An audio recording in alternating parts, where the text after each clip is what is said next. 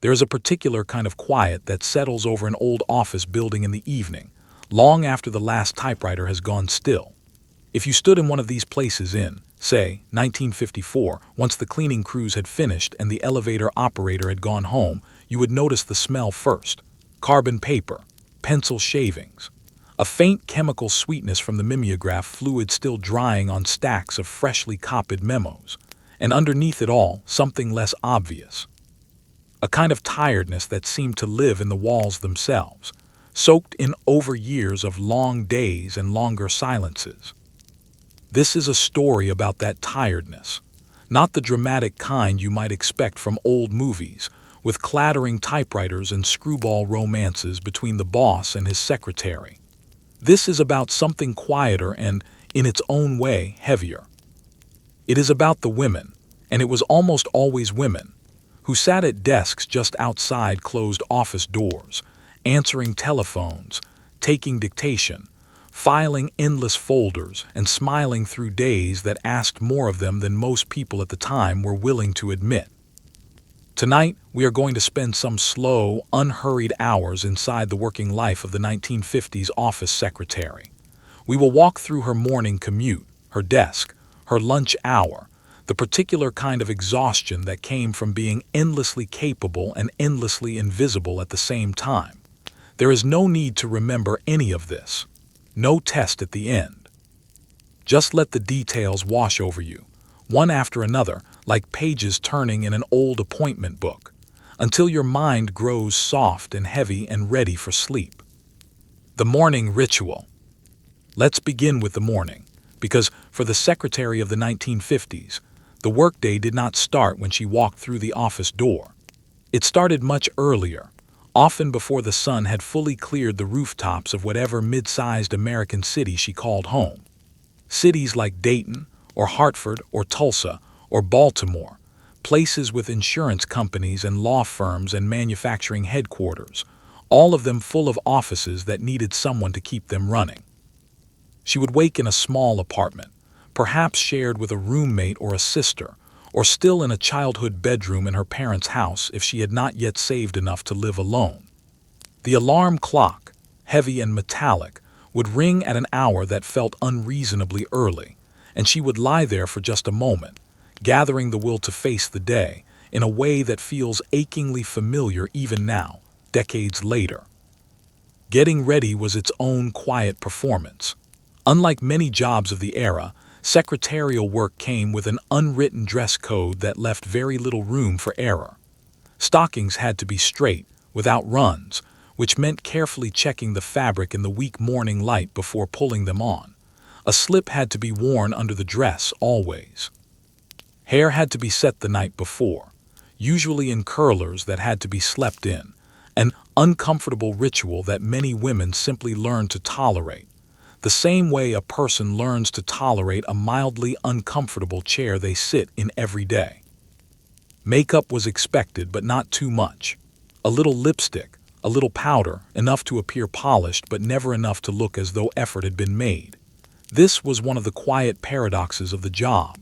She was expected to look effortlessly put together, day after day, while somehow never appearing to have spent a single moment on her appearance. Appearing to try too hard was seen as vanity. Appearing not to try was seen as carelessness. The correct answer always was to seem naturally lovely, at 7 in the morning after a subway ride without a hair out of place. Breakfast, when there was time for it, was usually small. A piece of toast, a boiled egg. Coffee, always coffee, sometimes the only thing keeping her upright through the long ride into downtown. And then there was the commute itself, buses that were often crowded, streetcars that rattled and screeched, or in bigger cities, subways that were loud and hot in summer, damp and cold in winter.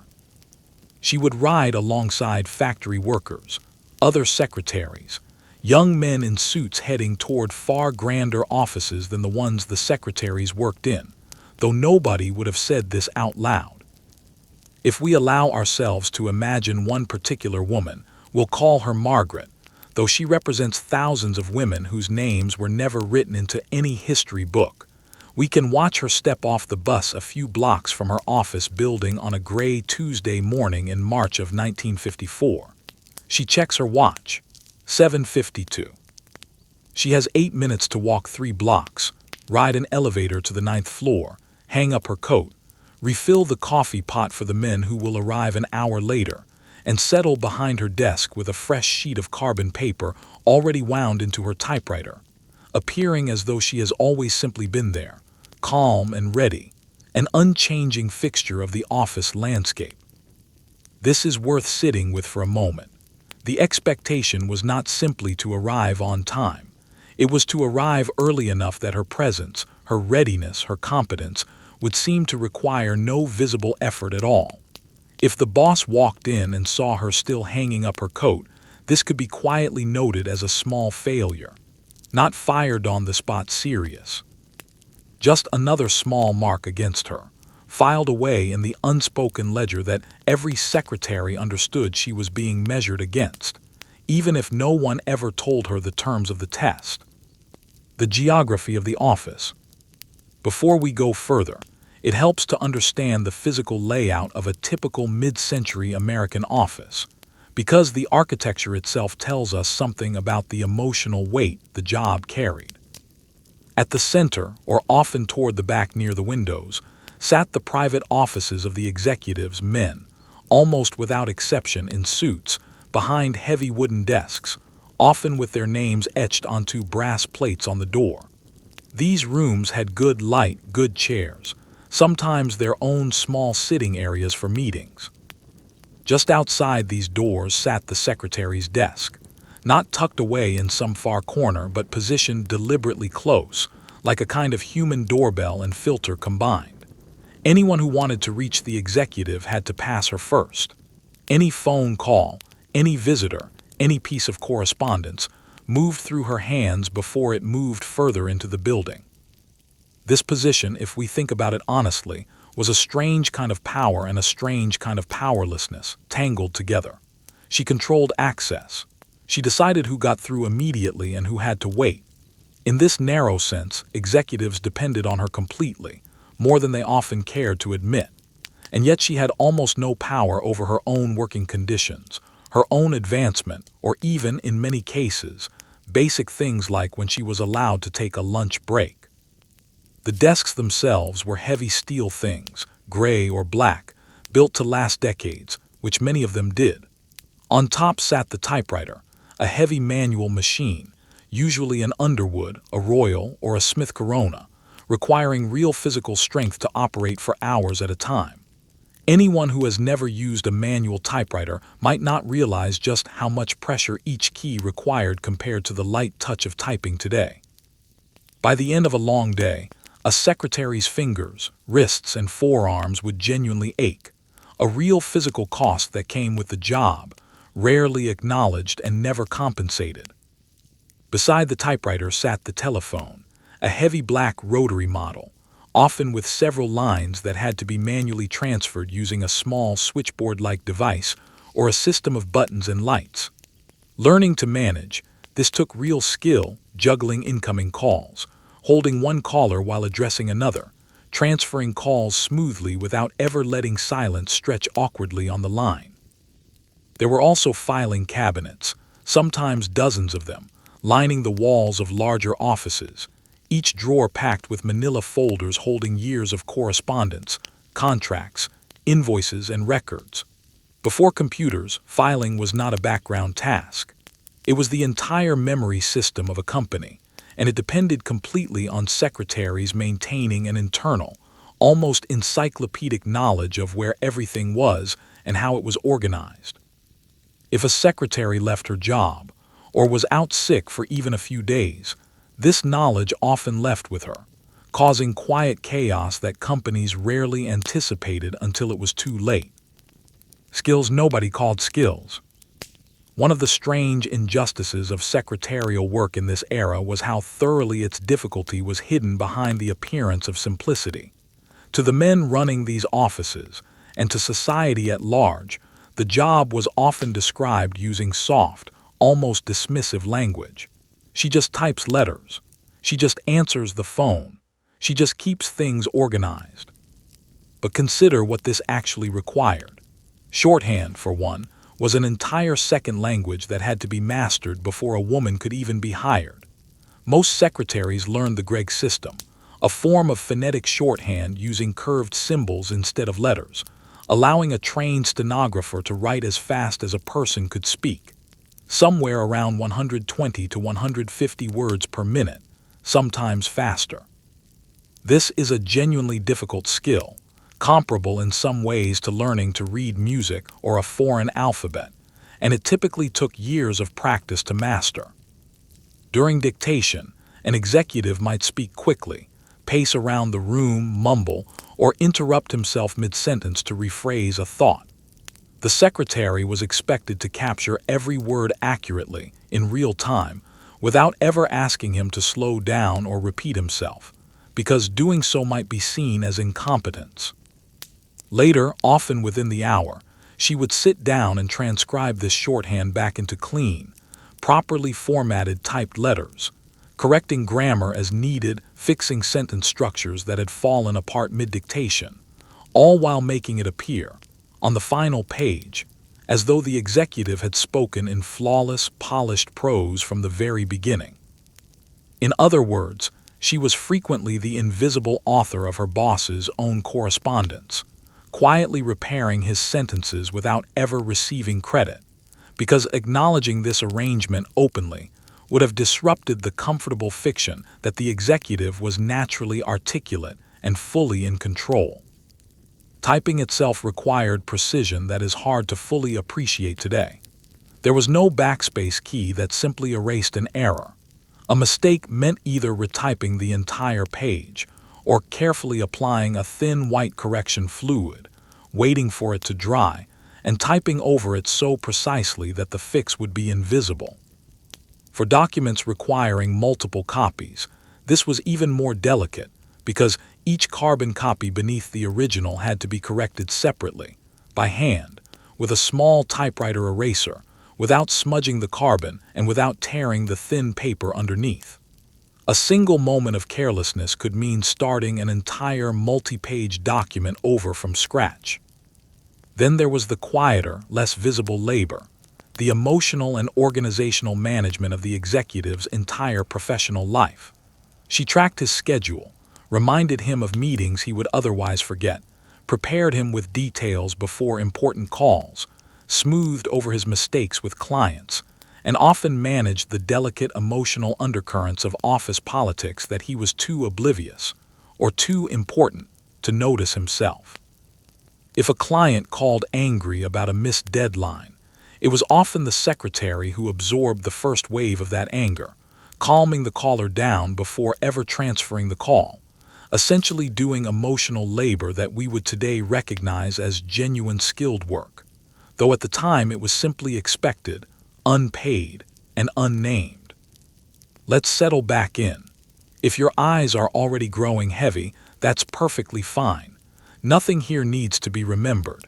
Just let the words move slowly past you, like the pages of an old ledger being turned by someone with all the time in the world. We left Margaret at her desk, coffee poured, carbon paper wound into the typewriter, the office beginning to stir around her. Let's continue through her day and through the quieter pressures that came with it. The 9 o'clock arrival. At 9 o'clock, or sometimes a few minutes before, the executives would begin arriving. This moment carried its own small ritual. A good secretary was expected to sense, almost instinctively, the mood her boss was in before he had said a single word. Had he slept well?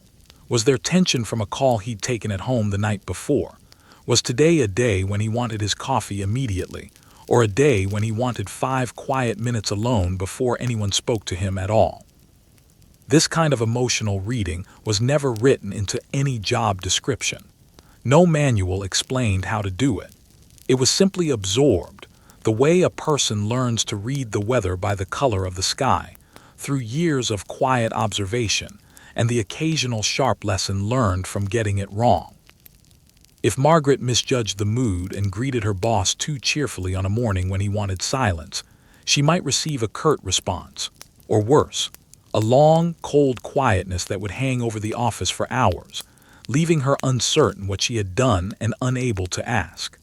Correcting course meant tiptoeing carefully back into his good graces, often without ever discussing what had gone wrong in the first place. It was a strange kind of labor, guessing at the emotional needs of a person who held complete power over her livelihood, without ever being told directly what he needed. Telephone duty. The telephone was, in many ways, the true center of gravity in the office, and one of the most quietly demanding parts of the job. A secretary might handle dozens, even hundreds of calls across a single day, and she was expected to manage them with a kind of practiced grace that made the whole operation look effortless. There was an art to answering the phone in exactly the right tone, warm but professional, friendly but never overly familiar, alert but never rushed, even during the busiest hours. The correct greeting had to be memorized and delivered identically every single time. "Good morning, Whitfield and Associates. How may I direct your call?" said the same way, whether it was the 40th call of the day or the first, whether she had a headache or not, whether her boss had just snapped at her or not. Behind this pleasant voice, real skill was required. She had to instantly recall which executives were in meetings, which were traveling, which did not wish to be disturbed under any circumstances, and which were secretly avoiding a particular caller altogether. This last category required special delicacy.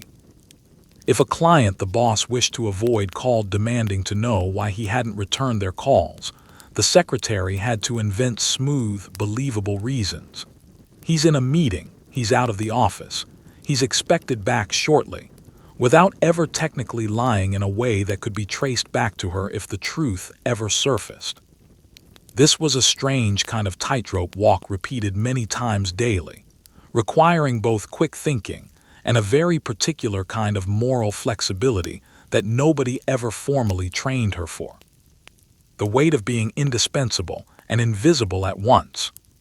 Here we arrive at one of the strangest tensions of the job, the one that, more than any single task, created the quiet, grinding stress so many secretaries carried home with them at the end of the day. She was, in every practical sense, indispensable. She knew where every file was located. She remembered every client's preferences, every important date, every small detail that made the office function smoothly. If she disappeared for even a single day, the fragile machinery of the office would begin to falter almost immediately. Phone messages lost, meetings double booked, letters left unanswered. And yet, despite this deep functional importance, she remained largely invisible in any official sense. Her name rarely appeared on documents she had effectively written herself. Her ideas, when she offered them, were often absorbed silently into her boss's own plans, credited to him without a second thought, as though her contribution had never happened at all. If a project succeeded, credit flowed upward to the men whose names were on the letterhead. If something went wrong, blame could just as easily flow downward, landing quietly and unfairly on the secretary who had, in reality, been managing the details all along. This created a very particular, hard-to-name kind of stress. It is one thing to work hard and be recognized for it. It is another thing entirely to work hard, know deeply that your work matters, and watch that work disappear into someone else's name, day after day, year after year, without any real path toward change. Pay and the unspoken ceiling. Let's talk for a moment about money, because the economic reality of secretarial work in the 1950s adds another quiet layer of pressure to everything we've discussed so far. Wages for secretaries were modest, generally enough to support a single woman living carefully, but rarely enough to build any real savings, and almost never enough to support a family on her own, which mattered a great deal for the many women in this role who were single mothers, widows, or simply unmarried by choice or circumstance. More significantly, there was an almost invisible ceiling built into the profession.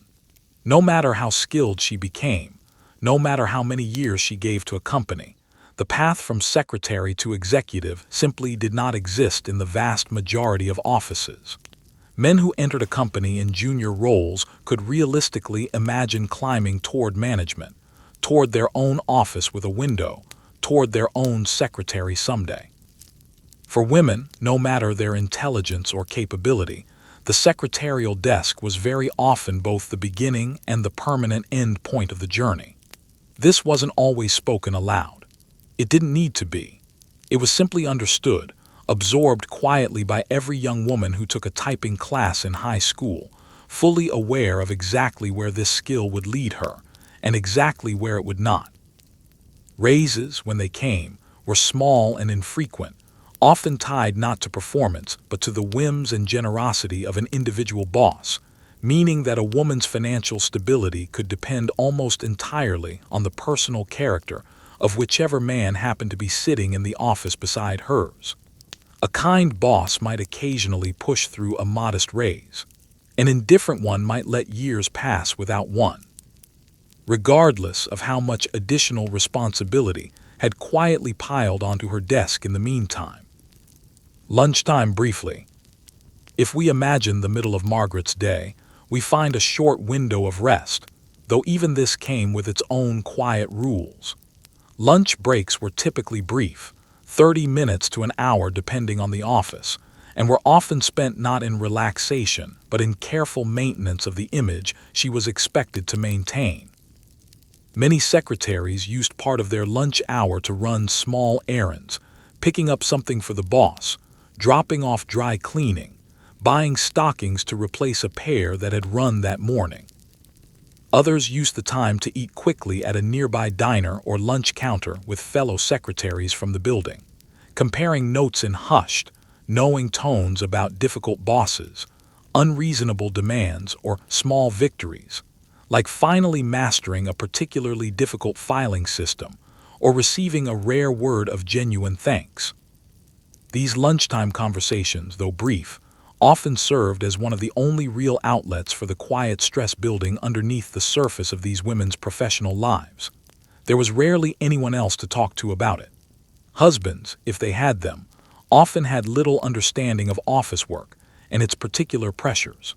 Parents frequently viewed the job as simply a pleasant, temporary stop on the way to marriage, not worth taking seriously as actual difficult labor.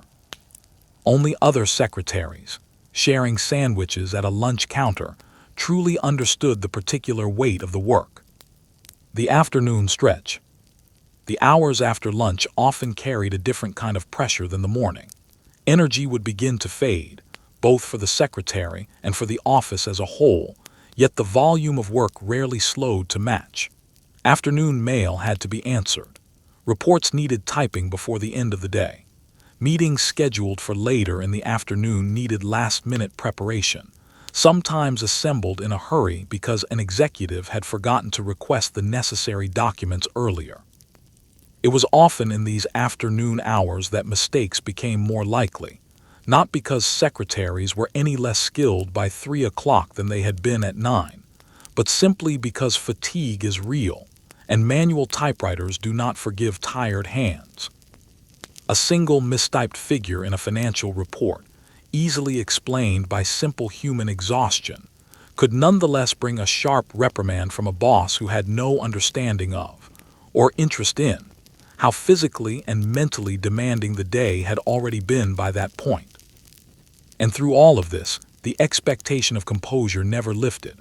However tired she felt, however her feet ached from standing at the filing cabinets, however her fingers throbbed from hours at the keys, she was expected to remain pleasant, calm, and endlessly patient, because a visibly tired or irritated secretary reflected poorly not on the workload itself, but on her personal character, her suitability for the job, her fundamental temperament as a woman. Let your shoulders drop a little if you can. We're moving now into the quieter, more delicate parts of this story, the parts that were rarely spoken about at the time and are still, even now, sometimes uncomfortable to sit with. But we'll move through them slowly, gently, the way you might walk through a dim hallway in an old house, unhurried, simply noticing what's there. The unwritten rules of office romance and its dangers.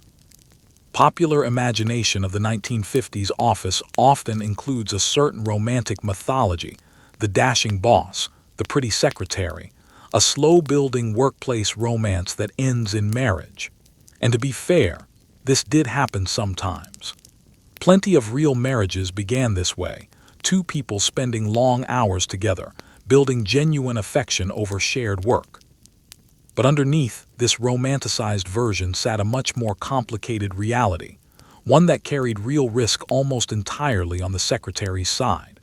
A young woman working closely with a powerful man, day after day, in a private office with the door sometimes closed, existed in a position of significant vulnerability. If an executive developed an interest in her, however she felt about it, she had very few good options for how to respond. If she welcomed the attention, she risked being seen by colleagues as having gained her position, or any future advancement, through personal favor rather than skill, a reputation that could follow her for years and undermine any real professional credibility she had built. If she did not welcome the attention, she faced an even more difficult set of choices. There was no formal channel for reporting unwanted advances. No human resources department, no established process, no real institutional protection at all. She could try to quietly, tactfully deflect the behavior, hoping it would fade without confrontation. She could speak to another woman in the office, gathering quiet solidarity but rarely any actual change. Or, in more serious cases, she could simply leave the job entirely, often without ever explaining why to future employers, absorbing the disruption to her own career and finances rather than the man responsible absorbing any consequence at all. This imbalance was not hidden or subtle to the women living inside it, even if it went largely undiscussed in the culture at large. It was simply understood as one of the ordinary risks of the job, something a young woman entering office work needed to learn to navigate carefully, the same way she might learn to navigate any other everyday hazard of the era. Women often shared quiet warnings with one another about which executives to be cautious around, a kind of informal, whispered map passed from one secretary to the next, since no formal warning system existed to protect them. We won't dwell further on this. It's simply an honest, necessary part of understanding what the job actually involved, beneath the pleasant surface so often presented in old advertisements and magazine articles of the time. The marriage question. There was another kind of pressure that shaped the entire arc of a secretary's career, one that had nothing to do with her actual performance and everything to do with the assumptions society made about her future. From nearly the moment she was hired, there existed a quiet, persistent expectation that this job was temporary. Not because the work itself was seasonal or short-term, but because she was a young, presumably marriageable woman, and marriage was assumed to be her true, final destination. This assumption shaped everything, in ways both large and small. Employers sometimes hesitated to invest much in training a secretary too extensively, reasoning quietly that she would likely leave within a few years regardless. Raises and promotions, already limited, became even harder to justify in the eyes of management, since why invest further in someone who was, in their view, simply passing through? And then, when a secretary did become engaged, an entirely new and often unwelcome layer of workplace attention would begin. Coworkers would ask when she planned to leave her job, sometimes within days of hearing the news, as though the marriage announcement and the resignation notice were simply two parts of the same inevitable event. In many companies, especially larger, more traditional firms, there was an unwritten expectation, sometimes even a written company policy, that women would resign upon marriage, particularly if they intended to have children. This practice, sometimes called a marriage bar, had been more rigidly enforced in earlier decades and was gradually loosening by the 1950s. But its cultural residue lingered heavily, shaping expectations even where it was no longer strictly enforced by policy. For a woman who genuinely loved her work, who took real pride in her skill and competence, this could create a quiet, complicated grief. She might want both a marriage and a career, only to find that the world around her treated these two things as fundamentally incompatible, an either-or choice she was expected to make cleanly, without much room for negotiation or nuance. Some women resisted this expectation, continuing to work after marriage, sometimes quietly, sometimes facing outright disapproval from coworkers, family members, or even their own husbands, who might feel a working wife reflected poorly on his ability to provide. Others accepted the trade-off willingly, genuinely eager to move into married life, and in many cases, motherhood. But even for women who wanted this transition, there was often an underlying sadness in watching hard-won professional skills, the shorthand, the typing speed, the deep organizational knowledge built over years, become suddenly irrelevant to the new role society expected her to fully inhabit, as though those skills, once so essential, could simply be set aside and forgotten. The end of the day.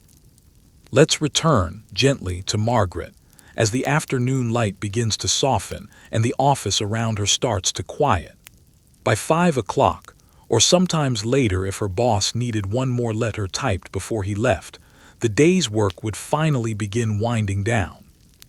There was a particular kind of exhaustion that settled in at this hour, different from ordinary tiredness.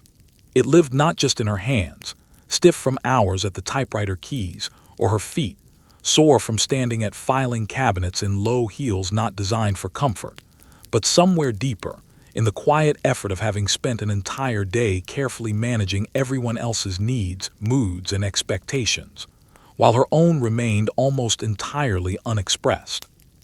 Before leaving, she would often tidy the desk completely, clearing away the day's papers, covering the typewriter with its dust cover, straightening the pens and paper trays into careful order, so that everything would look calm and organized for the morning, regardless of how the day had actually gone.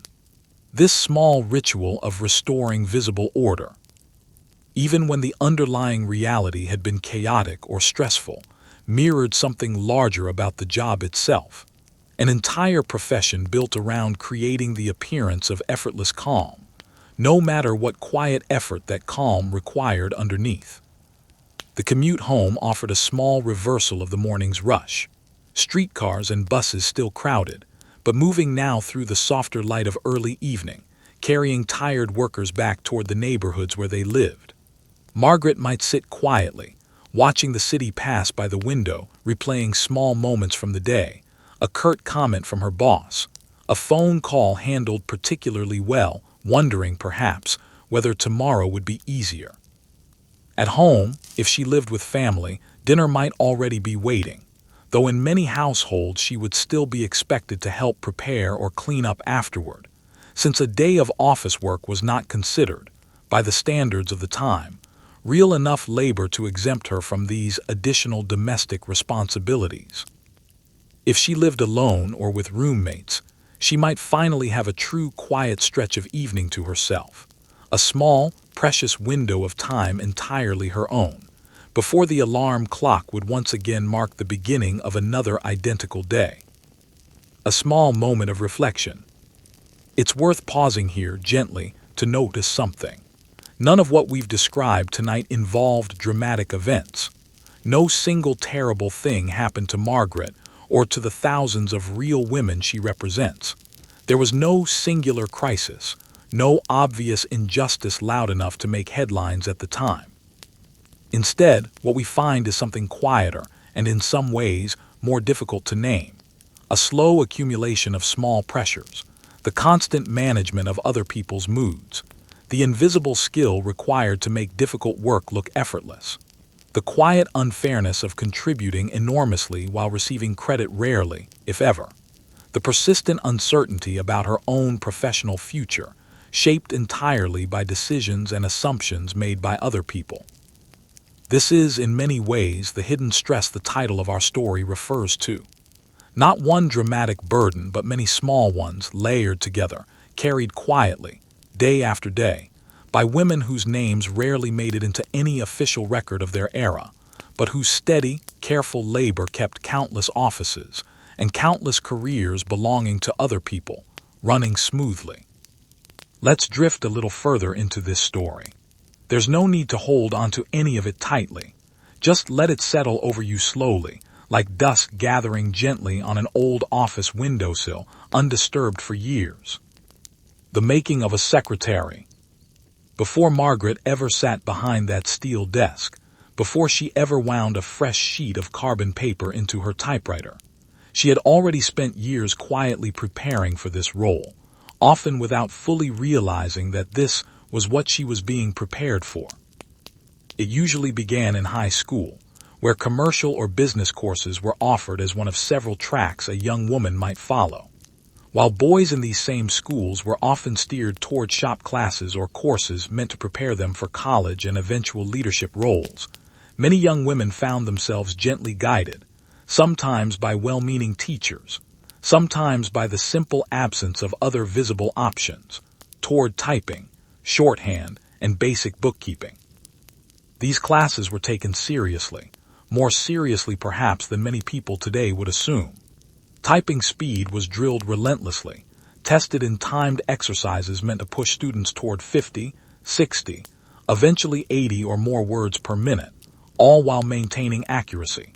Shorthand was taught through slow repetition, symbol by symbol, day after day, until the strange curved marks of the Gregg system became as familiar and automatic as regular handwriting.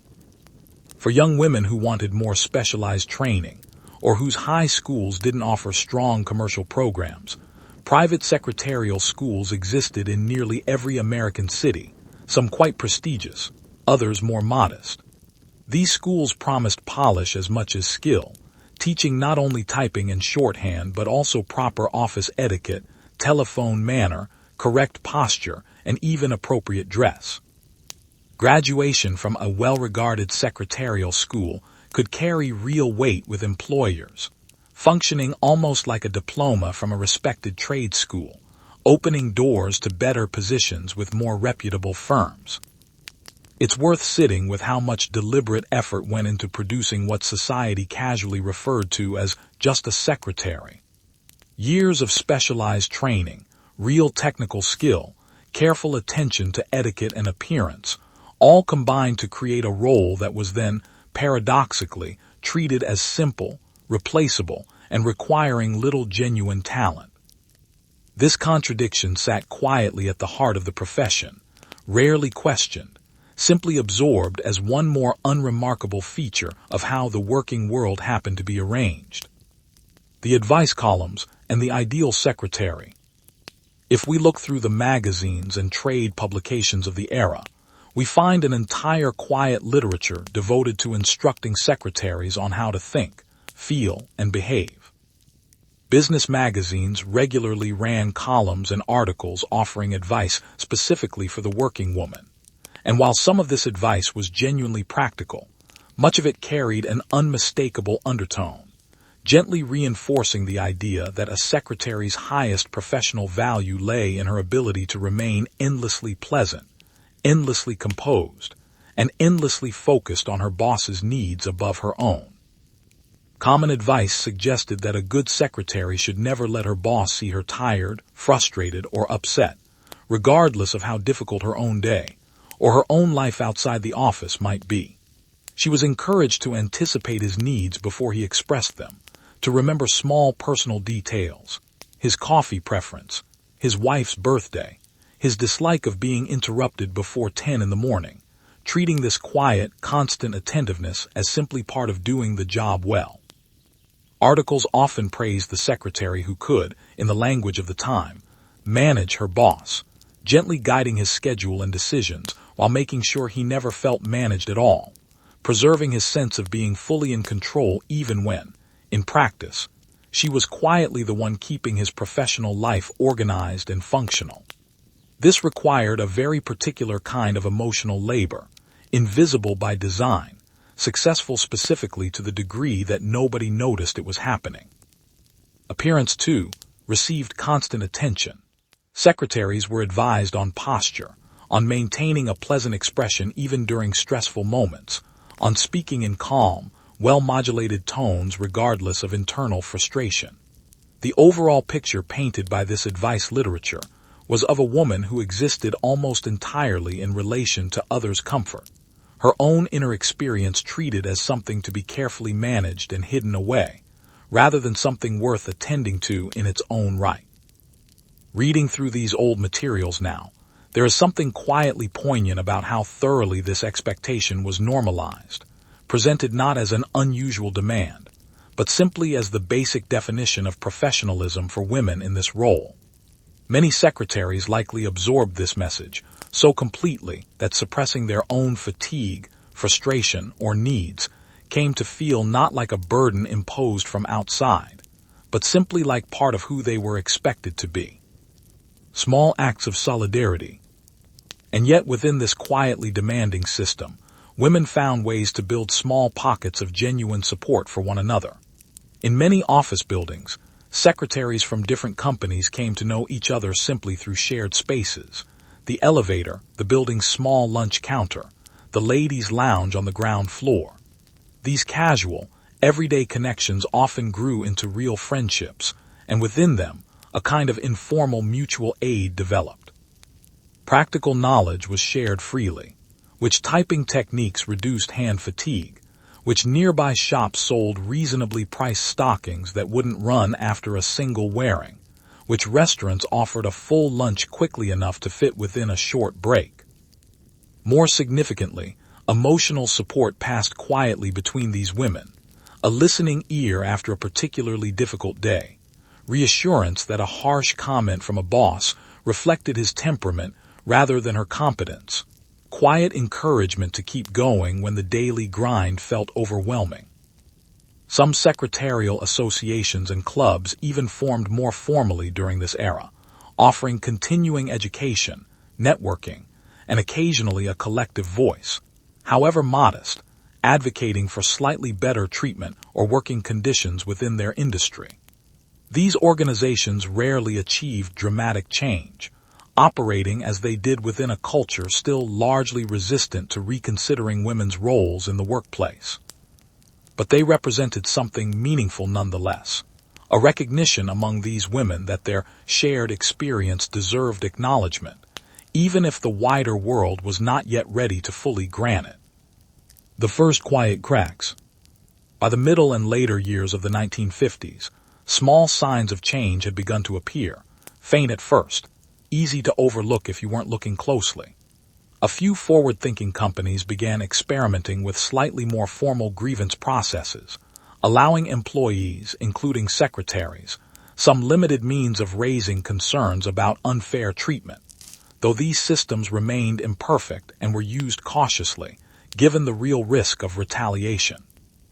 Some progressive employers began offering secretaries slightly clearer paths toward advancement into administrative or junior management roles, though these opportunities remained rare exceptions rather than any kind of established norm.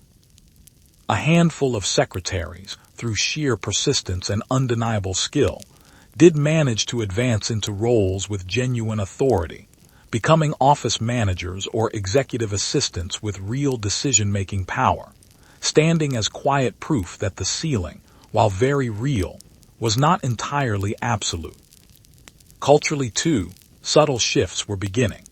A small but growing number of magazine articles began questioning, gently and cautiously, whether women's talents were being fully utilized in the workplace, whether the strict boundaries between men's and women's professional roles truly reflected differences in ability, or simply reflected old assumptions inherited without much real examination. None of this amounted to anything like a transformation, not yet.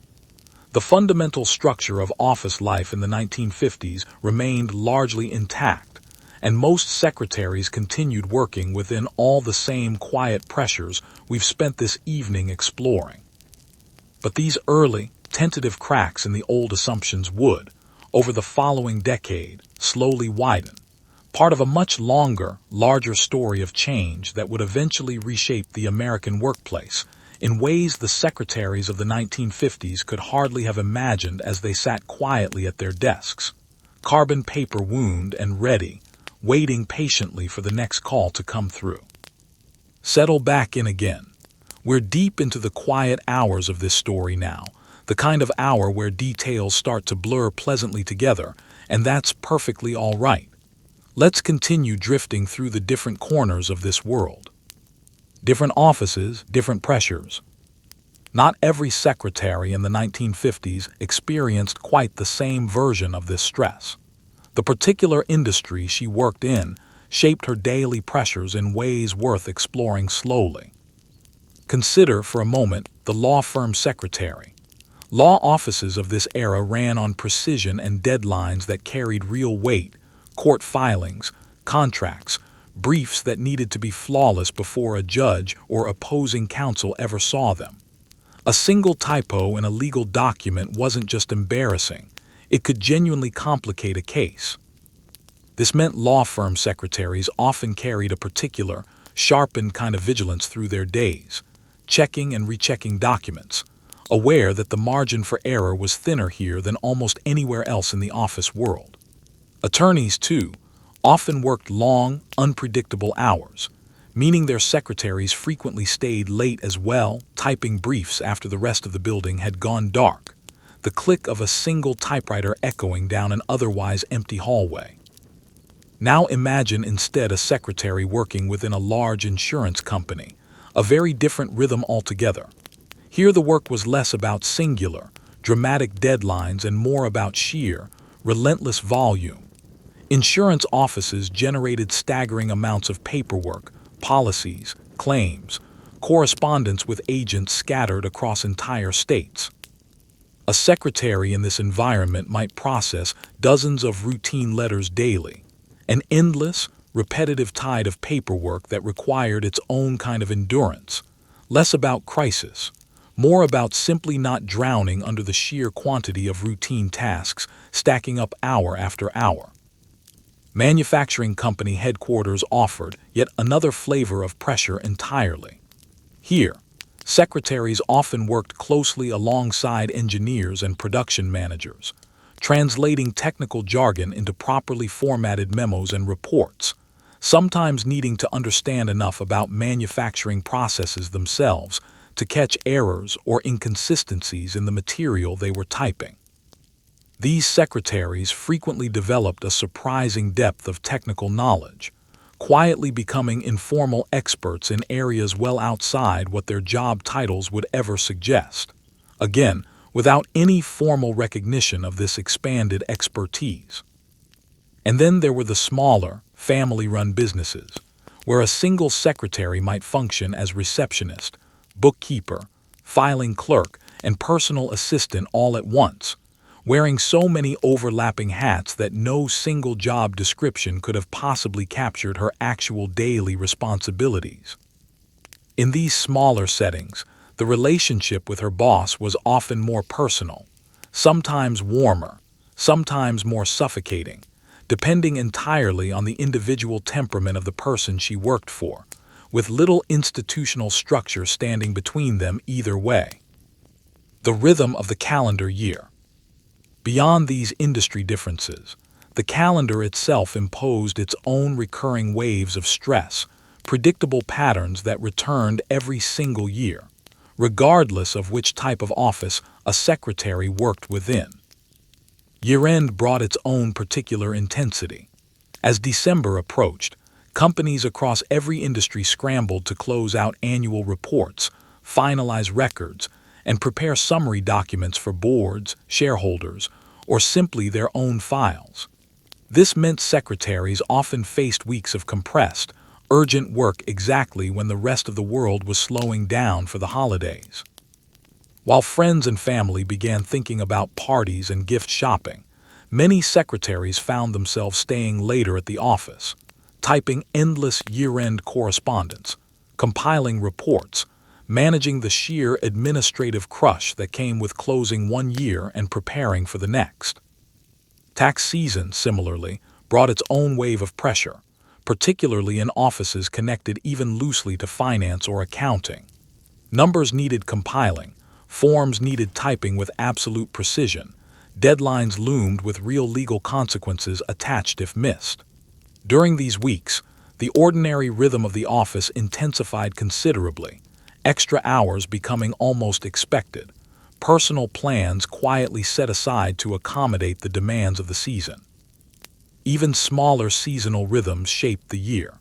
Springtime often brought planning for annual meetings or conferences, requiring extensive coordination, correspondence, and preparation, all funneled once again through the secretary's desk. Summer sometimes offered a brief reprieve, business slowing gently as executives took vacations, though this occasionally simply meant secretaries were left managing operations largely on their own. Another kind of pressure entirely, invisible responsibility without any accompanying visible authority. A full day followed closely. Let's slow down even further now and follow one single, fairly ordinary day closely, hour by hour, the way you might watch dust drift slowly through a beam of afternoon light. We'll return to Margaret, our composite figure standing in for so many real women, on an unremarkable Thursday in late October. 7:15 in the morning. She wakes, the small apartment quiet around her, her roommate still asleep in the next room. She dresses carefully in the low light, choosing a navy dress with a white collar, checking her stockings twice for runs before finally satisfied. 7:50. She steps onto a crowded bus, finding a seat near the back, watching the city slide past the window, gray October light softening the edges of brick buildings. She passes every single morning without truly seeing any more. 8:10. She arrives at her building, rides the elevator to the 9th floor alongside two other secretaries from neighboring offices, exchanging brief, tired smiles, the shorthand greeting of women who share an understanding too complicated to fully express in a 30-second elevator ride. 8:20. She hangs her coat, refills the coffee pot, straightens the papers on her desk from the day before, and rolls a fresh sheet of paper into her typewriter, ready before her boss, Mr. Whitfield, arrives. 8:45. Mr. Whitfield arrives, visibly tense, having received an unhappy phone call from a client the previous evening at home. Margaret senses this immediately in his clipped good morning and adjusts her own approach accordingly, offering coffee quietly rather than her usual brief morning update on the day's schedule, waiting for a better moment. 9:15. The first dictation session begins. Mr. Whitfield paces as he speaks, as he often does when frustrated, his sentences tangled and incomplete. Margaret's pencil moves steadily across her steno pad, capturing not just his words but silently reorganizing them in her mind even as she writes, already composing the cleaner, clearer version she'll type shortly. 10:30. The phone rings, the very client from last night's unhappy call. Margaret answers with practiced warmth, absorbing an initial wave of frustration before smoothly explaining that Mr. Whitfield is currently in a meeting, though he is in fact sitting quietly at his desk, simply needing a few more minutes before facing this particular conversation. 11. Margaret types the letters from this morning's dictation, her fingers moving quickly and firmly across the heavy keys, correcting Mr. Whitfield's tangled sentences into clean, professional prose as she goes, an invisible editorial process happening entirely within her own mind, leaving no visible trace on the finished page. 12:15. A hurried lunch, 25 minutes today rather than her usual 30, since Mr. Whitfield needs a document ready before his 1 o'clock appointment. She eats a sandwich quickly at her desk instead of joining her usual lunch companions from the building, a small, easily overlooked sacrifice repeated more often than anyone outside the job would ever guess. 1 o'clock. The appointment arrives, and Margaret manages the visitor smoothly, offering coffee, making brief, pleasant conversation while Mr. Whitfield finishes a call, ensuring the visitor never senses any of the earlier morning's tension still lingering beneath the surface. 2:30. Filing. An entire hour spent restoring order to a drawer of correspondence that had grown disorganized over the previous busy week. Tedious, repetitive work requiring careful attention despite its dullness, since a single misfiled document could cause real difficulty weeks or months later. 3:45.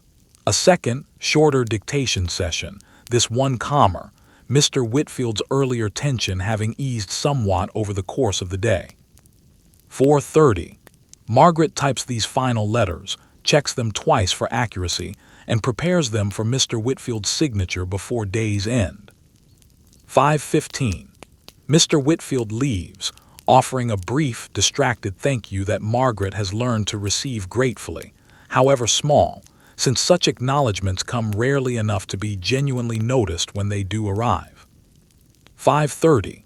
Margaret tidies her desk, covers her typewriter, and finally allows her shoulders to drop slightly as she gathers her coat and bag, the accumulated tension of the day finally permitted to show, now that no one remains to observe her. 6 o'clock. The bus ride home, quieter now, the city's evening light softer than morning's harsh glare. She replays small moments from the day, feeling a familiar mixture of quiet satisfaction and equally quiet exhaustion, a combination so consistent across her days that she has stopped consciously noticing it anymore. The way a person stops noticing the low, constant hum of a familiar machine. This single day, ordinary and unremarkable as it was, contained within it nearly every element we've discussed tonight: emotional labor, invisible skill, quiet sacrifice, small indignities absorbed without complaint, real competence exercised without real recognition. Multiply this single day by thousands of days, across thousands of women, across an entire decade, and we begin to understand the true scale of the hidden stress this story has been slowly, carefully unfolding. Breathe slowly here for a moment. We're moving into some of the quieter, heavier corners of this story now, but there's no need to tense up around any of it. Just let it drift past, gently, the way lamplight drifts across a ceiling late at night. The body keeps its own record. We've already touched briefly on some of the physical costs of this work: sore fingers, aching feet, tired eyes. But it's worth slowing down and sitting with this a little longer, because the physical toll of secretarial work in the 1950s was real, cumulative, and almost entirely unacknowledged by the medical understanding of the time. Manual typewriters required genuinely significant finger strength and repetitive motion, hour after hour, day after day, year after year. We now understand a great deal about repetitive strain injuries, about the way sustained, forceful, repetitive motion can damage tendons and nerves over time. In the 1950s, this understanding barely existed. A secretary experiencing persistent pain in her wrists or forearms had little recourse beyond simply working through the discomfort, since no formal recognition of an occupational injury existed to validate what she was experiencing. If she complained, she risked being seen as fragile or overly sensitive, rather than as someone experiencing a legitimate physical consequence of her daily labor. Eye strain was similarly common and similarly unaddressed. Office lighting of the era was often dim by today's standards, fluorescent tubes flickering slightly, incandescent bulbs casting uneven pools of light and shadow across desks. Hours spent reading small shorthand symbols, checking typed documents for tiny errors, and reading handwritten notes in poor lighting took a real toll on many secretaries' eyesight over the years. A slow, gradual deterioration rarely connected explicitly, at the time, to its actual workplace cause. Posture, too, extracted its quiet cost. Office chairs of the period offered little of the ergonomic support we take for granted today. Sitting for 8 or more hours daily, often leaning forward toward a typewriter or steno pad, created chronic back and neck tension for many women, another invisible injury accumulating slowly beneath the calm, composed surface these women were expected to maintain. The language of nerves. Beyond these physical costs, there existed a real, if largely unrecognized, emotional, and psychological toll to this work, one that the medical and cultural language of the 1950s was poorly equipped to name accurately. When women experienced what we might today recognize as symptoms of chronic stress, anxiety, or even depression, tension headaches, difficulty sleeping, a persistent low mood, irritability, exhaustion that rest didn't seem to fully resolve, the common vocabulary available at the time tended to describe these symptoms using the broad, somewhat dismissive term, nerves. A woman might be described, by herself or by others, as simply having a nervous condition, or being prone to nervousness, language that framed these very real symptoms as an inherent trait of feminine temperament, rather than as a reasonable response to genuine, sustained occupational stress. This framing carried real consequences. If exhaustion and anxiety were understood as simply part of being a nervous woman, rather than as symptoms produced by demanding, poorly supported working conditions, then the natural solution offered by the culture at large rarely involved changing those working conditions. Instead, women were often advised, gently but firmly, to simply manage their nerves better, perhaps through rest, perhaps through a calmer disposition, perhaps eventually through marriage and the assumed calming influence of settled domestic life. We should be careful here not to diagnose historical figures with modern psychological terms they never used themselves, and we won't attempt to do so. But it's worth simply nodding gently that many of the symptoms described in personal letters and diaries from secretaries of this era, when read now with the benefit of a somewhat more developed understanding of occupational stress, seem to describe real, legitimate responses to genuinely demanding circumstances, circumstances that the language and medical understanding of the time simply lacked adequate vocabulary to properly name or address. A reflection from further down the road. Let's imagine, for a closing moment in this part of our story, a different woman entirely, someone we might call Dorothy, who by the late 1950s had worked as a secretary for nearly 20 years, having begun her career in the years just after the war. Sitting quietly one evening, perhaps writing in a journal she has kept privately for years, we can imagine her reflecting on the full arc of her working life. She might write of genuine pride in her skill, the satisfaction of having mastered shorthand so thoroughly that it had become second nature, the quiet competence of managing an office's countless moving pieces smoothly, year after year, through countless bosses, countless crises, countless ordinary days. She might also write, more quietly, of a certain accumulated weariness, a sense of having spent 2 decades managing everyone else's needs, everyone else's moods, everyone else's professional success, while her own path had remained largely fixed in place the entire time, the desk outside the office door, never the office itself. She might reflect on the young women now entering the profession behind her, noticing perhaps small differences in their expectations, a slightly greater willingness to ask questions, to push back gently against unfair treatment, small signs of a culture beginning slowly to shift beneath the surface, even if the fundamental structure around her remained largely unchanged. And she might close her reflection, as so many real women of this era likely did in their own private moments, with a complicated mixture of feelings, genuine pride in work well done, quiet grief for opportunities never offered, deep affection for the women she had worked alongside through it all, and a tired, honest acknowledgement that the calm, composed surface she had maintained for 20 years had required far more effort than anyone around her had ever fully understood, or ever fully needed to know. Let your breathing slow a little more. We're beginning to move toward the gentler, warmer parts of this story now, though we'll still take our time getting there. No need to rush toward anything. Just keep drifting. Small joys quietly collected.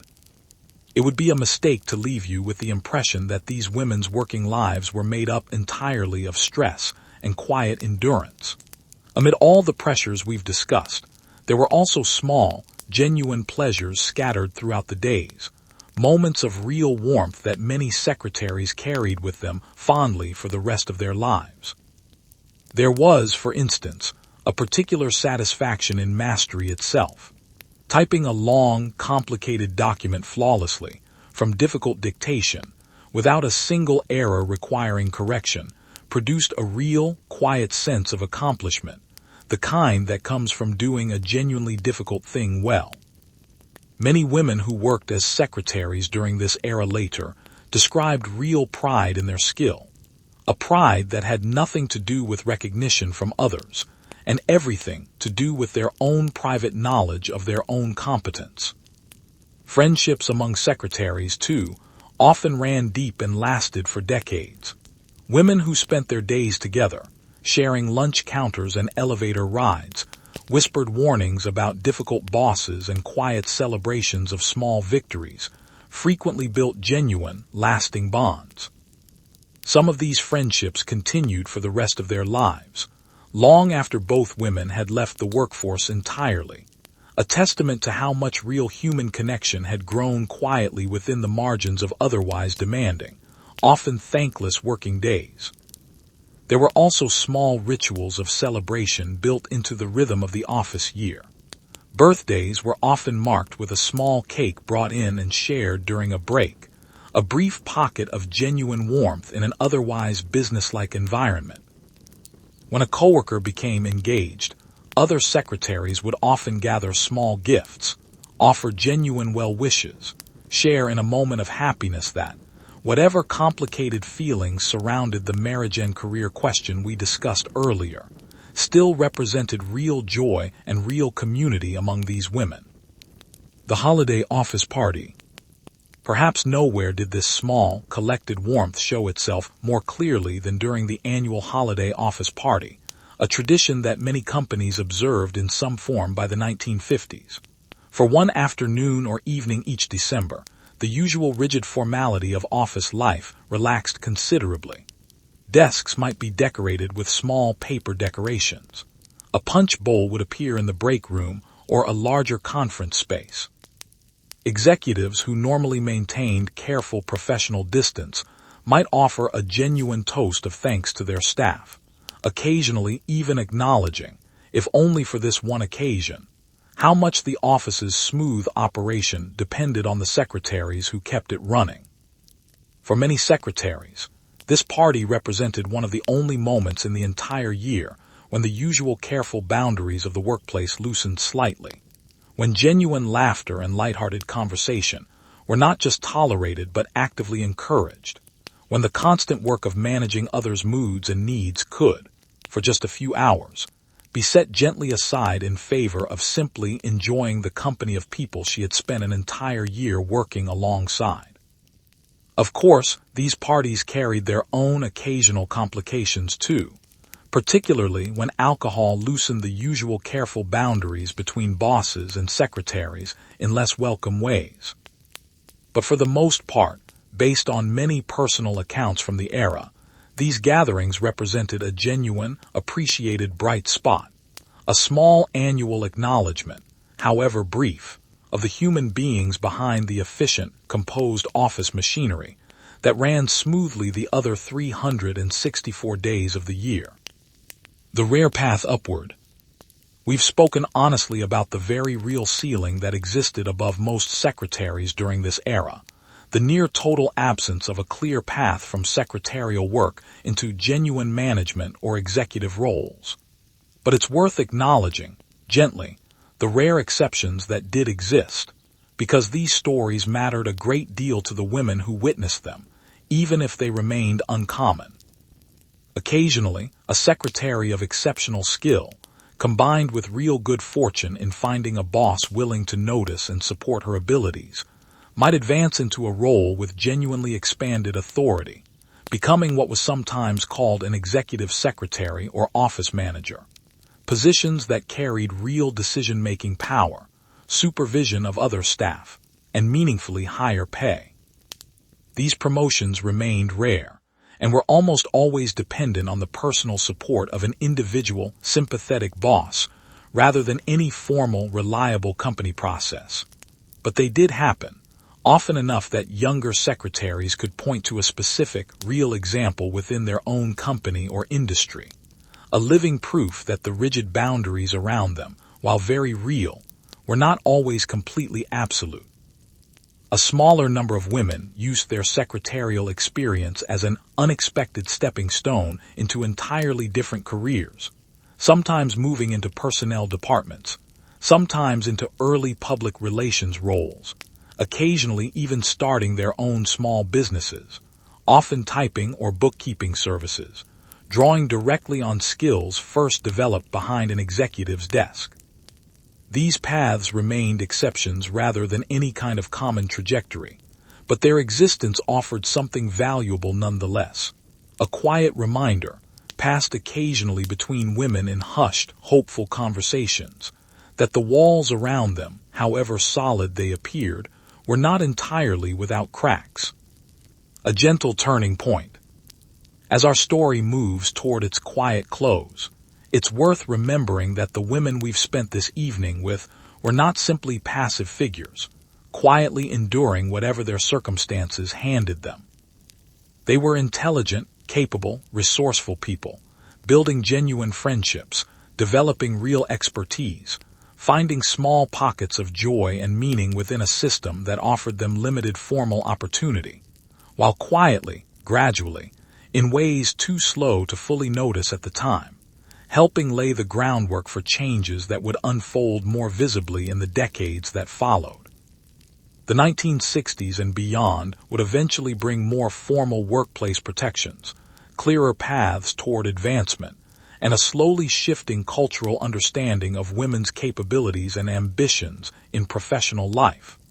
None of this happened suddenly, and none of it happened because of any single dramatic moment. It happened gradually, built quietly upon the accumulated, often invisible labor of exactly the kind of women we've spent this story getting to know. Women who showed up early, stayed late, managed impossible demands with quiet grace, and in doing so, slowly proved, through sheer consistent competence, capabilities that the culture around them had been reluctant to fully acknowledge. Let's stay a while longer in this quiet world. There's still more to notice here, more small corners of this story worth exploring slowly before we let it finally settle into rest.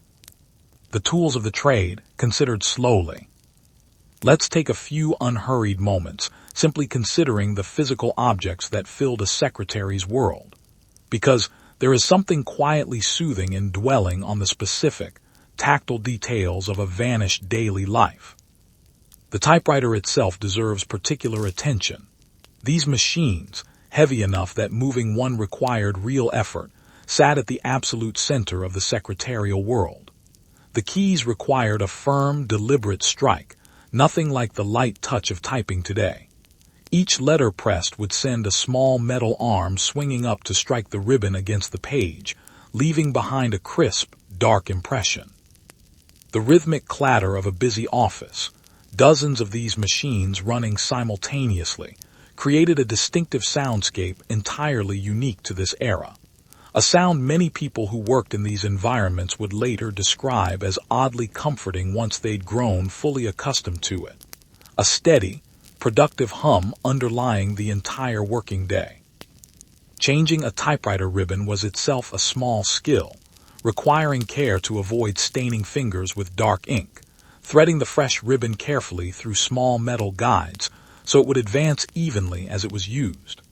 A secretary might change her ribbon once every week or two, depending on her volume of typing, a small maintenance ritual woven quietly into her regular routine. Carbon paper, too, deserves a moment of quiet attention. This thin, dark-coated paper allowed a single typing effort to produce multiple copies simultaneously, layered carefully between sheets of regular paper before being fed into the typewriter together. Handling carbon paper required a light touch, since the dark coating transferred easily onto fingers, and from fingers onto anything else they touched, requiring secretaries to develop careful, precise handling habits to avoid smudging important documents or leaving telltale dark marks on their own hands and clothing. The steno pad, small and spiral-bound, held within its pages an entire hidden language, rows of curved shorthand symbols moving quickly down each page during dictation, later transformed back into full English sentences during transcription. A skilled secretary might fill several of these pads weekly, each one a small, private record of countless conversations, decisions, and instructions that had passed briefly through her hands before being transformed into the more permanent, formal documents that would represent the true record of the business. The Rolodex, a rotating card file holding contact information for clients, colleagues, and important business connections, sat prominently on many desks, another small but essential tool. Keeping this device properly updated required real attention, adding new cards for new contacts, updating information as people changed positions or companies, removing cards for connections no longer relevant. Another small, ongoing task easily overlooked, but genuinely important to the smooth functioning of daily business operations. Fashion as uniform. We touched earlier on the expectations around a secretary's appearance, but it's worth spending a little more time here, considering just how thoroughly clothing functioned as a kind of unofficial uniform during this era, even though no formal dress code was usually written down anywhere. The expected silhouette followed the broader fashion of the decade: fitted bodices, often cinched at the waist, full or pencil skirts falling to mid-calf length. Colors tended toward the practical and professional: navy, gray, muted greens and browns, occasional soft pastels for warmer months, but rarely anything too bright or attention-drawing. Bold patterns or unusual colors risked being seen as unprofessional, even frivolous, an unwelcome distraction from the calm, composed image a secretary was expected to project at all times. Shoes, too, followed careful unwritten rules. Low or moderate heels were standard, comfortable enough in theory for a full day of standing and walking, though many women later recalled real discomfort by the end of long days regardless. Stockings were considered essential, a bare leg in the office considered inappropriate regardless of weather, meaning secretaries endured stockings through humid summer months with quiet, practiced tolerance. Hair, similarly, followed expected patterns, often set into careful curls or waves, styled neatly away from the face, updated regularly at home since visiting a professional salon frequently exceeded many secretaries' modest budgets. Many women developed real skill in home hairstyling, learning to set their own hair in rollers, apply their own pin curls, achieving a polished, professional look through careful personal skill rather than professional assistance. All of this, taken together, represented a real, ongoing investment of time, money, and effort. An entire second layer of unpaid labor required simply to meet the baseline expectations of the job, invisible within any formal accounting of what the position actually demanded, yet very real in its impact on these women's time, energy, and often limited financial resources. Regional variations. It's worth pausing to note, gently, that the experience of secretarial work varied somewhat depending on where in the country a woman worked, even as many core elements remained broadly similar across the nation. In large coastal cities like New York or Chicago, secretarial work often existed within towering office buildings, fast-paced, competitive environments where turnover was relatively high and opportunities, while still limited, were somewhat more varied given the sheer number and diversity of companies operating within these urban centers. Competition for the better positions, meaning those with more reasonable bosses or slightly higher pay, could be fierce, with many qualified young women competing for the same limited number of desirable openings. In smaller cities and towns throughout the Midwest and South, secretarial work often existed within a more intimate, close-knit professional community, where a secretary might know, at least by reputation, most of the other secretaries working throughout her town, and where a single company's treatment of its office staff became fairly widely known within the local professional grapevine.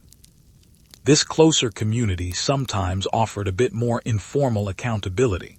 A company known for treating secretaries poorly might struggle somewhat more to attract skilled staff, since word traveled more easily within a smaller professional world. Regional differences also showed in smaller, more particular ways, differences in typical office temperature and how this affected appropriate dress, differences in typical lunch customs, differences even in the specific etiquette expected around addressing bosses and clients. But beneath these regional variations, the fundamental structure we've explored throughout this story, the quiet skill, the invisible labor, the persistent ceiling on advancement, the constant management of others' needs and moods, remained remarkably consistent from city to city, town to town, a shared experience connecting secretaries across the entire country during this particular decade. We're deep into the night now, deep into this story too. Let your mind stay loose and unfocused, drifting along easily with each new detail, none of it needing to be held onto. When something went wrong. Every office, no matter how well organized, occasionally faced moments of real crisis, and it was very often the secretary who found herself managing the practical unfolding of these moments, even as the credit for resolving them, if things went well, tended to flow elsewhere. Imagine, for instance, an important client arriving for a scheduled meeting only to discover that the necessary documents, promised weeks in advance, had somehow never been properly prepared, lost somewhere in the confusion of a particularly busy week.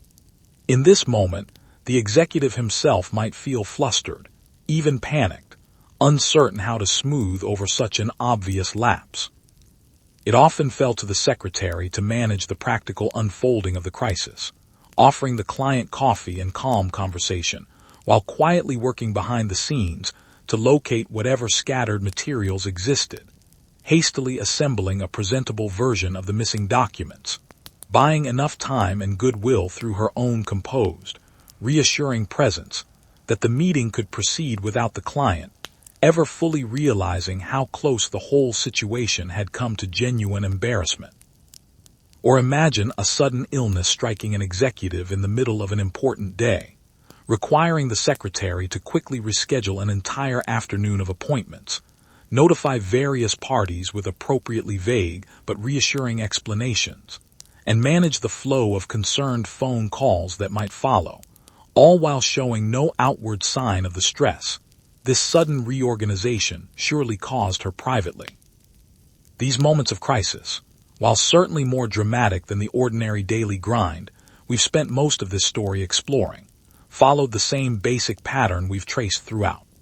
Real skill, real composure, real problem-solving ability, deployed quietly and effectively, with credit for the smooth resolution flowing naturally toward the executive who had, in truth, done little beyond simply being present while his secretary quietly handled the actual practical work of managing the crisis. A faint signal of the future. By the later years of the decade, certain new technologies had begun making tentative appearances within some of the more modern, forward-looking offices, faint early signals of changes that would eventually transform secretarial work far more dramatically in the decades to follow. Electric typewriters, for instance, had begun appearing in a small but growing number of offices, offering a notably lighter touch than the older manual machines, reducing some of the physical strain that had long been simply accepted as an unavoidable cost of the job.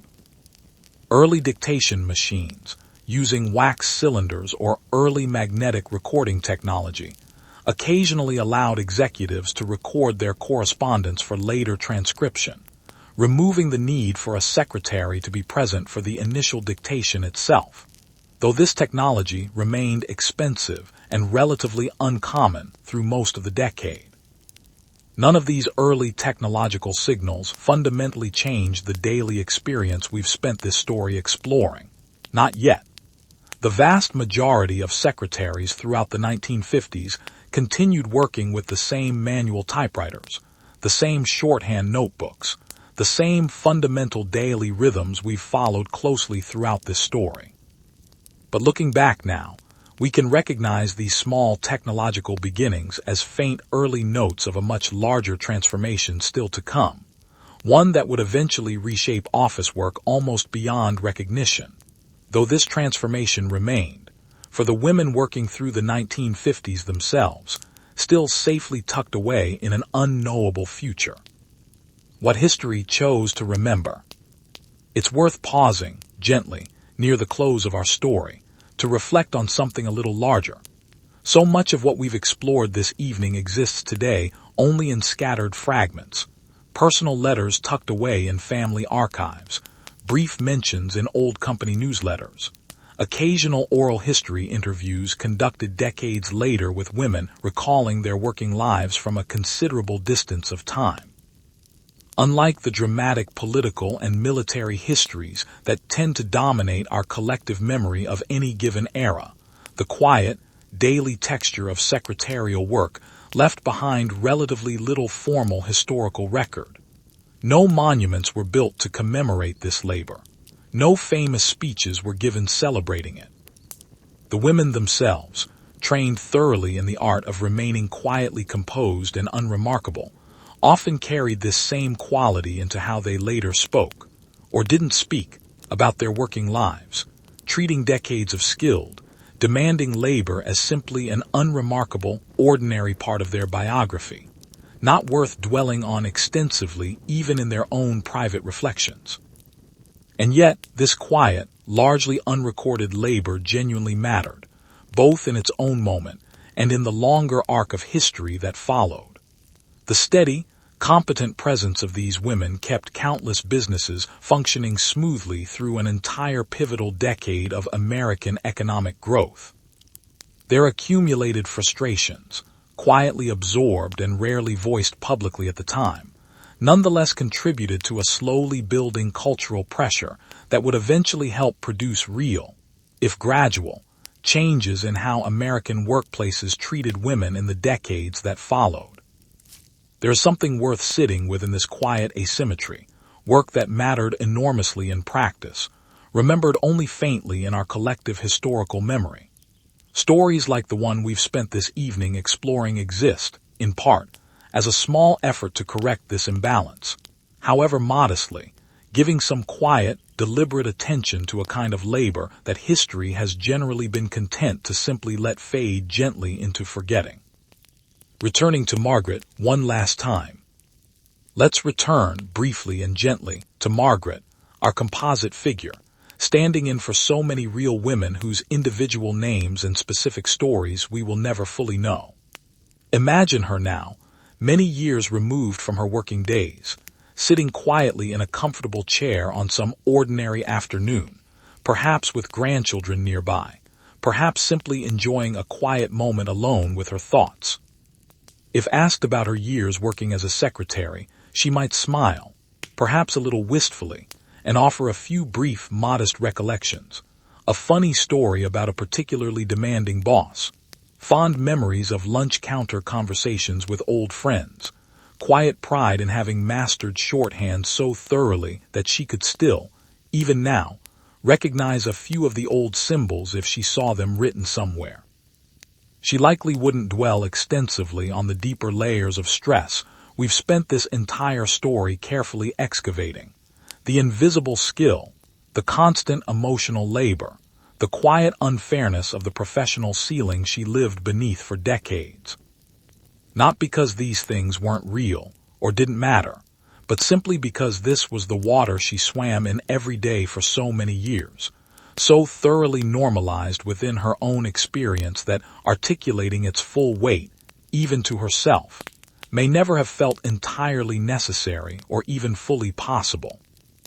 This is, perhaps, one of the quiet purposes a story like this one can serve, gently numbing and examining pressures that the women who actually lived through them often had neither the vocabulary nor the cultural permission to fully articulate themselves, offering them now, at this distance, the kind of thoughtful, careful attention their daily working lives rarely received at the time. Just a little further now. Let everything grow soft and slow.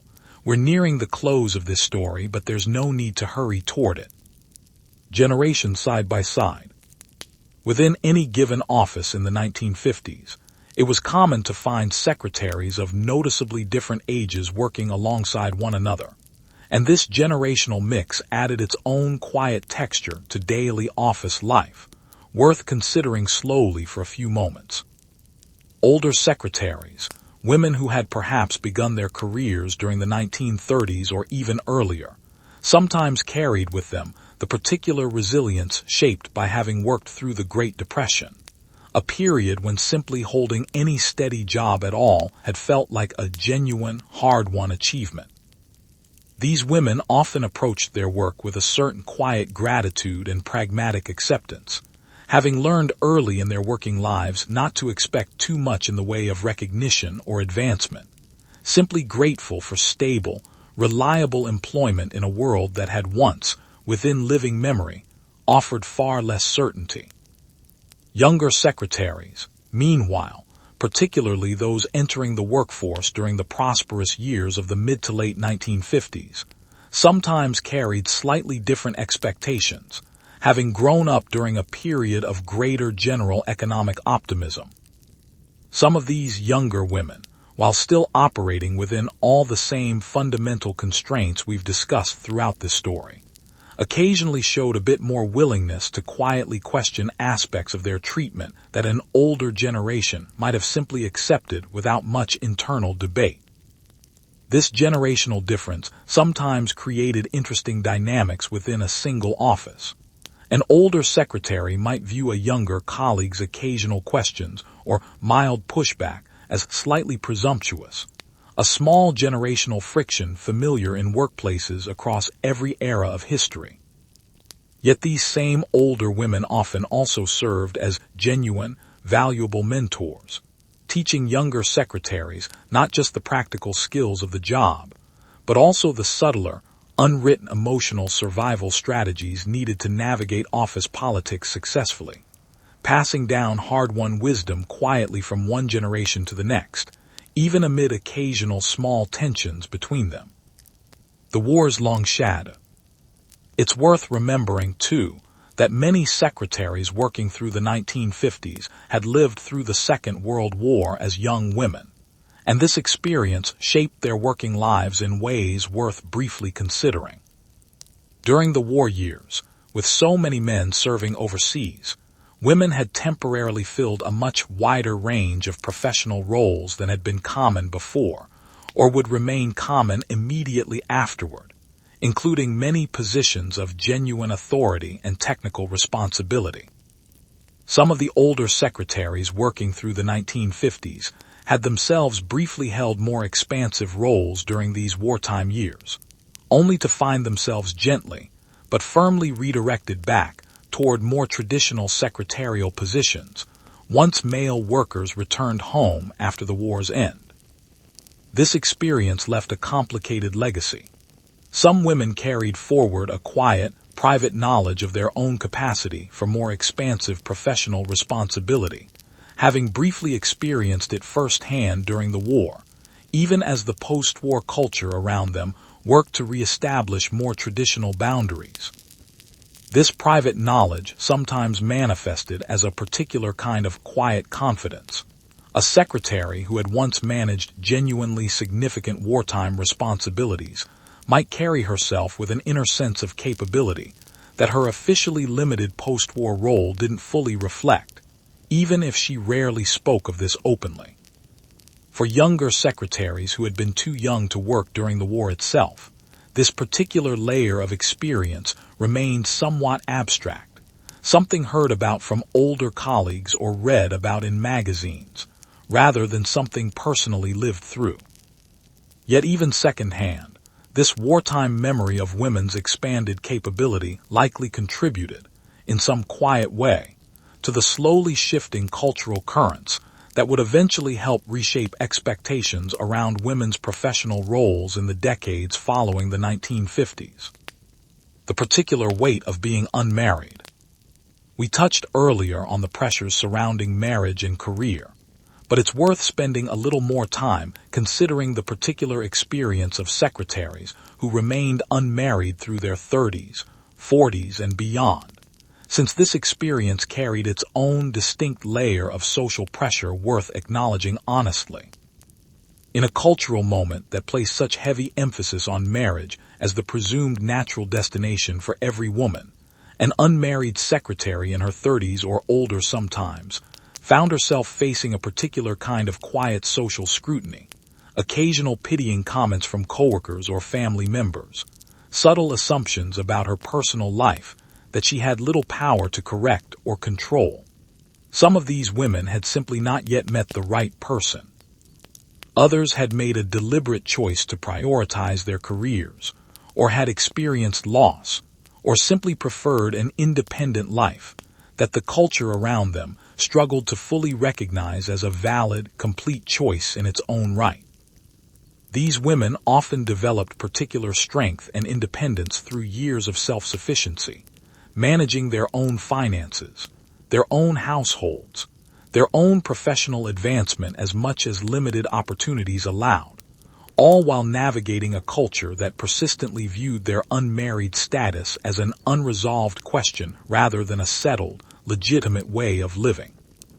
Many of these women built rich, full lives nonetheless, deep friendships, meaningful hobbies, genuine professional pride, quietly proving through the simple fact of their own contented existence that a woman's life could hold real meaning and satisfaction outside the singular path the culture around them so insistently prescribed. A slow, gentle closing. We have spent this long evening moving carefully through the working life of the 1950s office secretary, following her from early morning commutes through late evening returns home, examining the visible tasks of her job alongside the far less visible emotional and physical labor she carried quietly beneath the surface, day after day, year after year. What emerges from this slow examination is not a story of dramatic villains or singular injustices, but something quieter and, in its own way, more universally recognizable. A story about how much genuine skill and effort can exist within work that a culture chooses to label as simple. A story about the particular exhaustion that comes from constantly managing others' needs, while one's own remain largely unexpressed. A story about the quiet dignity so many women brought to demanding circumstances they had little power to fundamentally change, finding genuine pride, real friendship, and small moments of joy within a system that offered them limited formal recognition or opportunity. If you have found yourself growing pleasantly drowsy across the slow unfolding of this story, that feels like a fitting way for it to settle. There is something appropriate in drifting toward sleep while contemplating a kind of labor that was itself so often about creating calm, composed surfaces for others, while carrying real effort and real feeling quietly underneath. Wherever you are right now, however heavy your eyes have become, we hope this long, unhurried journey through the hidden stress of the 1950s office secretary has offered exactly the kind of slow, gentle company needed to ease you gradually toward a restful night's sleep. Though our story reached its natural closing a moment ago, let's linger just a while longer, adding a few more slow, quiet threads to everything we've already gathered, for those still awake and willing to stay a little longer in this drifting, unhurried world. The sound of the office, remembered. There is something worth returning to in the pure sensory memory of these old offices, because sound in particular carried such a distinctive character during this era, one that has largely vanished from modern working life. The clatter of typewriter keys formed the base layer of this soundscape, dozens of machines running at once in a larger office, each one slightly different in pitch and rhythm depending on its make and the particular pressure of the typist's hands. Layered above this came the periodic ring of telephones, sharper and more insistent than the soft chimes of modern devices, impossible to ignore, demanding immediate attention the moment they sounded. The occasional slam of a filing cabinet drawer, the soft shuffle of papers being sorted, the low murmur of conversation kept carefully quiet out of respect for colleagues concentrating nearby. All of this combined into a particular, busy hum that secretaries who worked through this era often remembered vividly even decades later. A sound so associated with productive, purposeful effort that many later described genuine nostalgia for it, even while acknowledging how demanding the underlying work had actually been. The elevator, too, held its own particular sonic identity, the mechanical hum of its ascent, the small chime marking each floor, the metal gate that had to be manually pulled closed in older buildings before the car would move. Riding this elevator each morning and evening marked a small, consistent transition point in the day, a brief shared space where secretaries from different companies within the same building might exchange quiet nods or brief pleasantries, small moments of human connection tucked into an otherwise strictly compartmentalized working day. Weather and the rhythm of discomfort. Office life in the 1950s remained considerably more exposed to the discomforts of weather than we might easily imagine today, given how thoroughly modern climate control has since insulated most indoor working environments from the outside world's temperature swings. Summer brought real heat into most office buildings, air conditioning still uncommon or unreliable in many buildings through much of the decade, meaning secretaries often worked through genuinely uncomfortable, sweltering afternoons, all while maintaining the same expected standard of composed, polished appearance, regardless of how oppressive the heat had become by midday. Small desk fans offered some relief where available, their steady whirring adding yet another layer to the office's characteristic soundscape, though the modest relief they provided did little to fully offset the discomfort of wearing stockings, slips, and fitted dresses through the hottest days of July and August. Winter, meanwhile, brought its own particular challenges. Older heating systems that left some corners of an office notably colder than others, drafty windows in older buildings, the general discomfort of the daily commute through cold, sometimes icy streets before ever reaching the relative warmth of the office itself. Secretaries developed their own small strategies for managing these seasonal discomforts.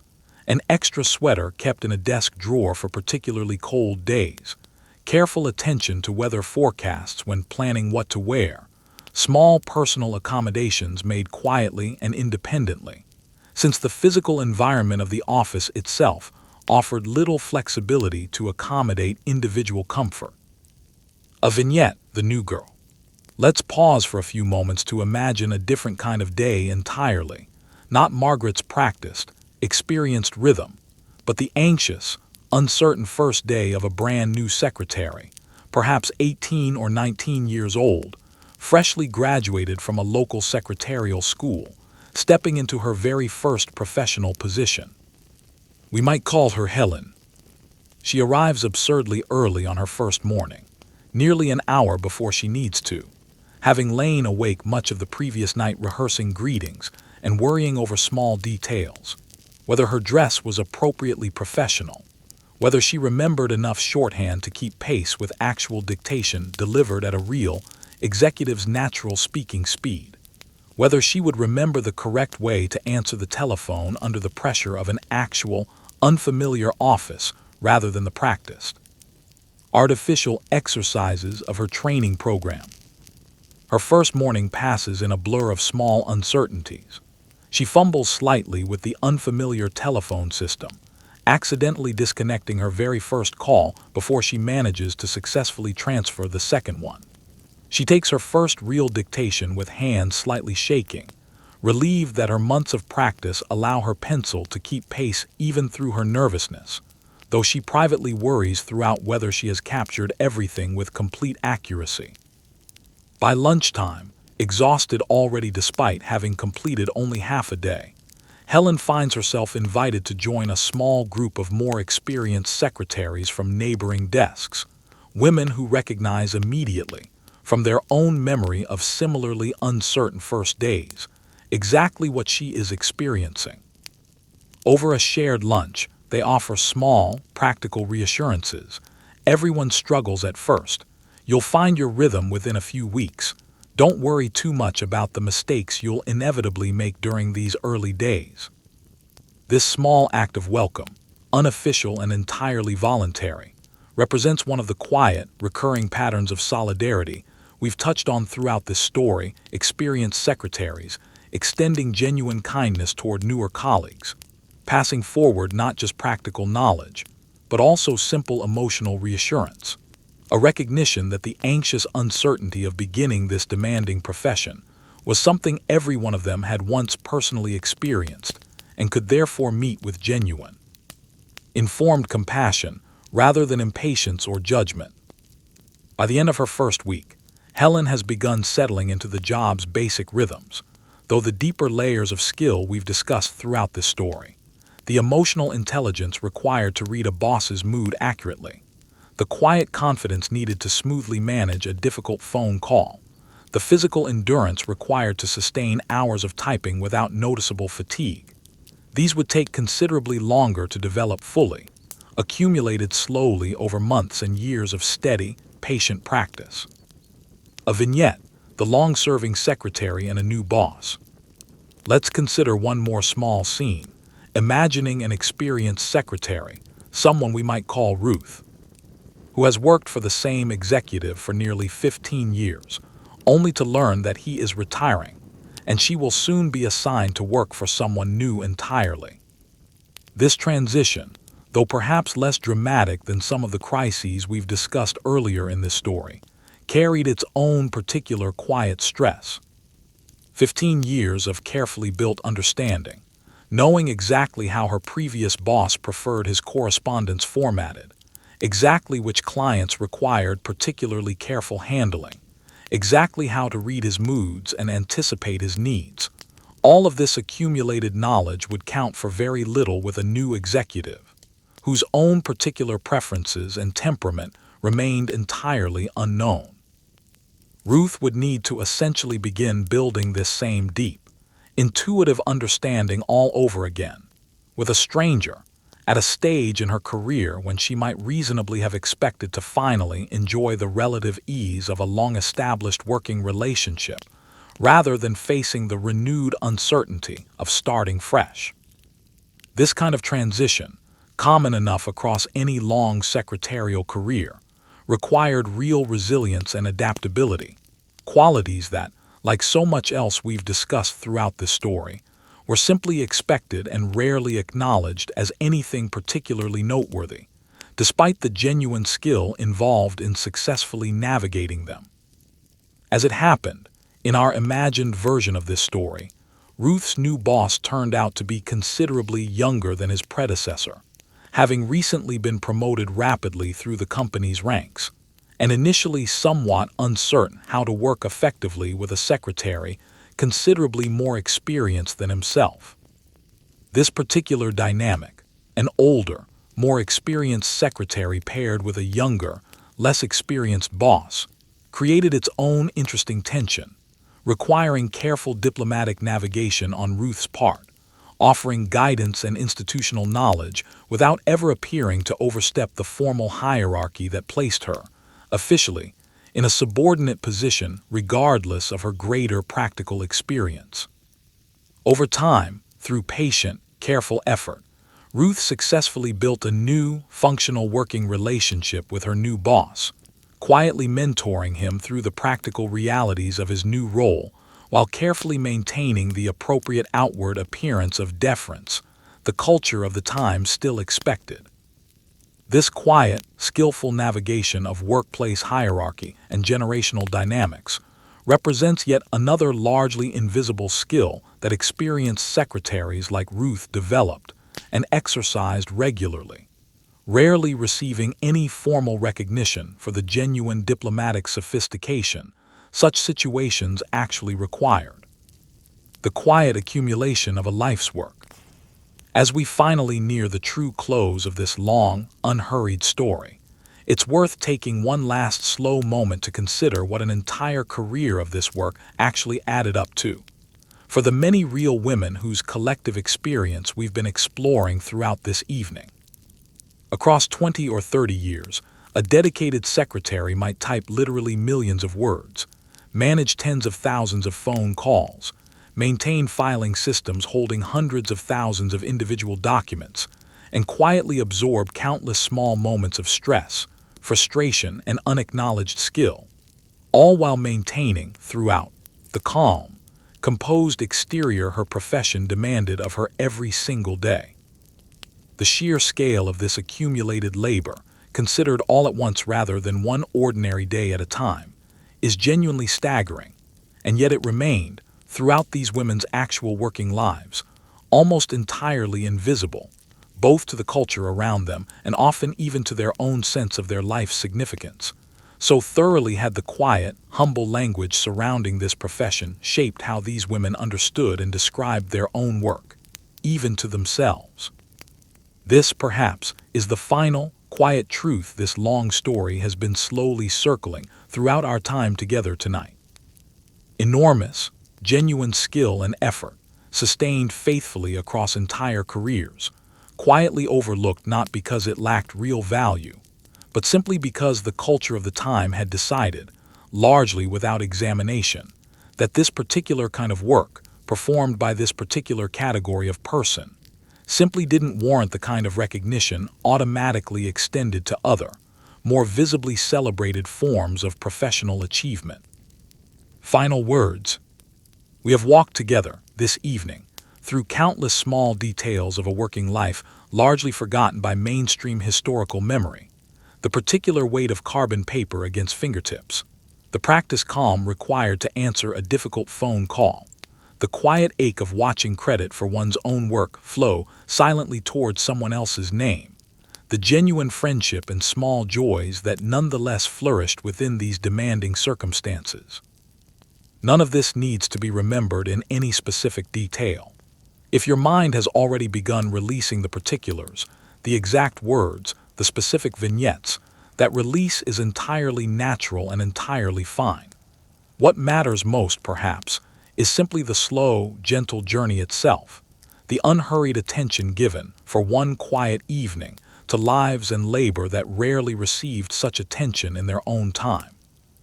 Let yourself rest now, fully drifting away from Margaret's desk, from Helen's anxious first day, from Ruth's careful navigation of a new working relationship, from all the countless small details we've gathered together throughout this long, slow story.